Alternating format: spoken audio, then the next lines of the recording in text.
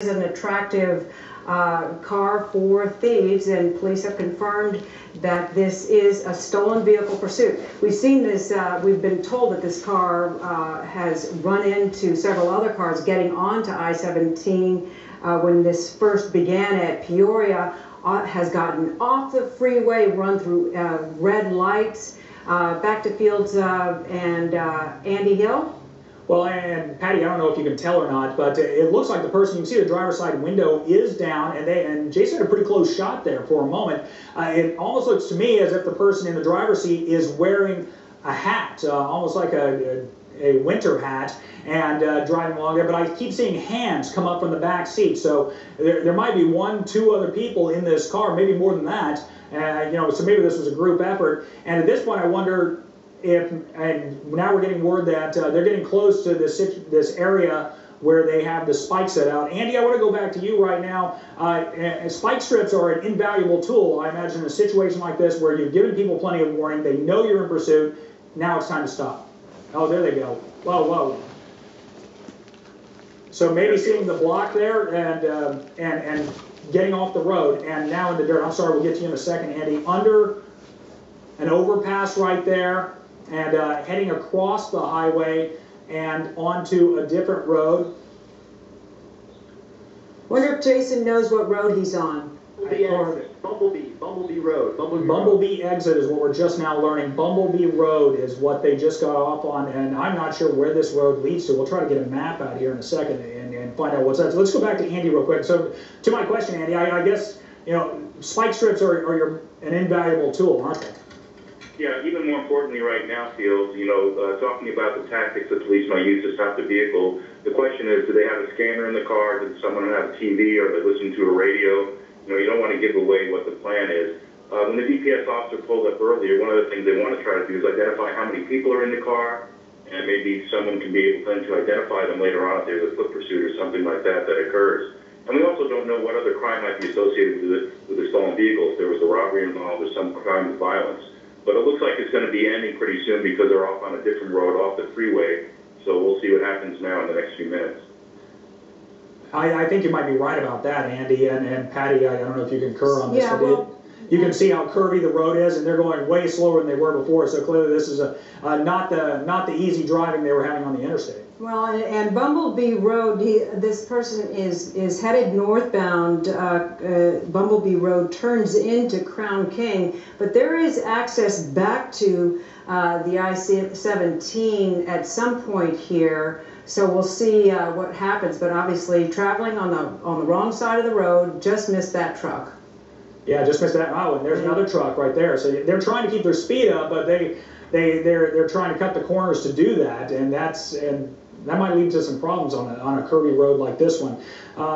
Still unclear how many people are in that car, but I would swear that I saw hands in the back of the car pointing at, telling the driver which way to go, or the kind of motions I was seeing as they were on the interstate still, until they pulled off right there at Bumblebee Road. And obviously confounding law enforcement's efforts to stop stick the driver as that driver was headed northbound on I-17 for so long. Now they've got to change tactics. So that driver has in mind that they know they are being followed. Yeah, they certainly know, and you got to wonder right now, and I think we all wonder this if you've ever seen a police chase before, what's going through a driver's mind? Do they really think they're going to escape whenever there's a police helicopter, and certainly police officers figuring out where the next intersection is and what opportunity they're going to have to bring this chase to an end? Because it's, I would say it's very rare that a driver in a high-speed pursuit gets away. Well, this is a highly rural area, as you know, Fields, and this turns into Crown King Road, which dead ends at a certain point, and there you see the Firebird helicopter from Phoenix Police, but even some dirt portions of this road, this will dead end, and this driver will either have to go north or south on Crown King or Maggie Mine Road. So you know that law enforcement is taking all of this into consideration, may have some plans for this driver at that dead end in terms of stop sticks or whatever. Yeah, and where they are right now, you got to wonder even if they know where they are. That's pretty hard to tell. But if they get to that dead end road, and there's no place to hide out there, they're going to be out in the woods. So they're going to catch up to them eventually. Going to be interesting to see if they try to take one of those last minute turns and maybe get back out to the highway. But I would guess that if they come this far and now they're on a dead end road or a dirt road, they're probably a little unclear as to where they are. Yeah, it will dead end, and then they'll have to either go right or left. So maybe at that point, but looks like not, as you say, not headed back to I-17. The good news here, of course, is that there is not a lot of traffic, and what traffic there was on I-17 as we followed it for about 35 minutes. Well, not a lot of traffic. And Patty, let's go back to Jason now up in the chopper. I know these guys. They've been following this for a long time, ever since it began. Jason, what are you observing as you're looking out the window? Well, right now the road's turned pretty rural. As you can see, it's all pretty much dirt. Cars sliding around. The back end. We're losing our audio feed with Jason Durand. That tends to happen as they get up into this rural area, and you can even, I mentioned it a little bit ago, this, going back to video, a really close call there with that one white SUV as that Civic moved in and out of traffic on I-17.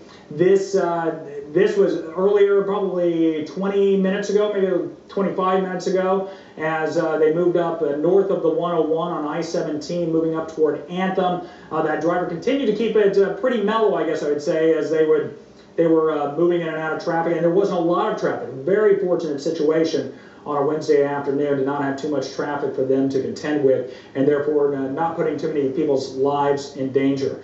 So I think we got our signal back from the helicopter. Let's Went on the side. Crashed over there. let's go back to that signal there from our channel. Okay, here we go. This is where it all ends, right here. This guy loses it in the back end and over the side. Oh, they got done. It is a female. And now hung up there on the side. It did not flip over, as you can see. Rocks piled up. They have their hands up as they get out of that car. 3 people just got out of the car, but it looks to be at least 1 woman, maybe 2, that were in that car and running from police today. 2 women, 1 male. Jason now telling us 2 women and 1 man got out of that car, and they're all going to lie there. They're below the chopper. Obviously, they've known they were being chased by police for quite some time now. So let's see just how long. This is a live picture coming from our helicopter right now. We'll see just how long they stay there, and you see police right there on the scene. And they're moving down that hill, and they're going to take them into custody. Patty? But going on an hour-long police pursuit of this stolen car, Phoenix police have confirmed to us a stolen vehicle. Looks like a Civic. Didn't have to stop stick them because they just couldn't hold the tires on this dirt bend of the road. This is a very curvy part of the road. And we're going to show you that one more time, video of the Civic not being able to keep on that road.